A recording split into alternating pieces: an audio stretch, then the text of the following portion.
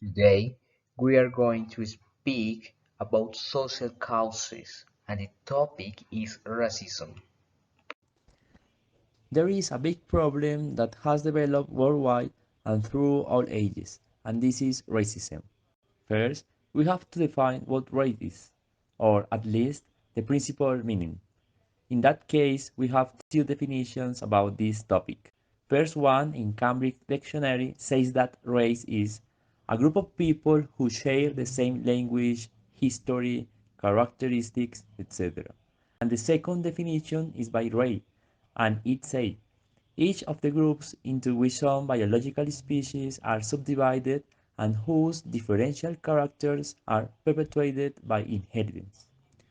It is important to say it because for a long time, people have focused the racism problem solely on skin color.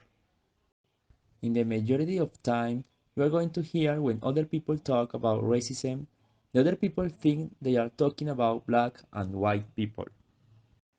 So, we know the definition of race now. Therefore, racism is the exclusion or discrimination of one particular race. However, authors like Grossfogel think that race is more than a simple exclusion. He says it is not solely stereotypes or prejudice, but also its main problem is about hierarchy and domination. He wants to say that racism is an imbalance between superiority and inferiority, where the superior race has rights and privileges that the lower race or oppressed race don't have it. As we mentioned at the beginning, racism is not only a skin color problem. In addition to dictionary definitions, Grossfogel talks about a concept called intersectionality. This is that racism is transversal. It has several components. For instance, sexuality, gender hierarchy, and class. He mentioned too, in history there was racism according to religion and culture. One example of that is Ireland history, where the British used racism through religion and it was not through skin color. Or in Europe and USA and their hate and descriptions about Muslims, barbarians, backwards, uncivilized, violent, terrorist, abusive of children, women and gay or lesbians, unadaptable to European values.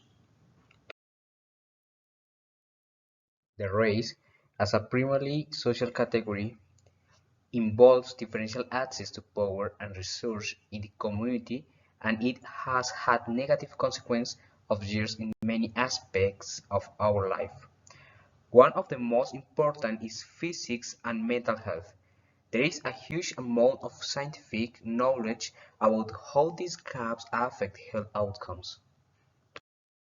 Undoubtedly, the racial inequalities in health have determined differential access to risks, opportunities, and resources that drive health, and this can be evidenced in the rates of disease and death. These are higher in racial groups that are marginalized, and this is evidenced in the onset of illness. The same disease starts before than other groups. More delays in medical attention, the progress of disease, and the worse survival. The racism is transversal to all health determinants. People who suffer from it develop bad conducts and habits that lead them to increased use of tobacco and stress. Regarding mental health, it causes that people get depression, emotional distress, anxiety, post-traumatic stress disorder, and suicidal thoughts.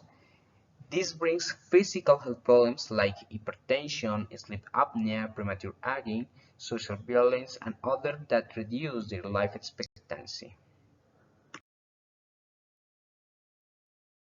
This problem can grow in each institution because its transversality, even without any people self-proclaiming as racist. So, it's our obligation to start from the house to the school an education that lets us see and recognize each of us as equals. It is our work. It is our bet for a better generation.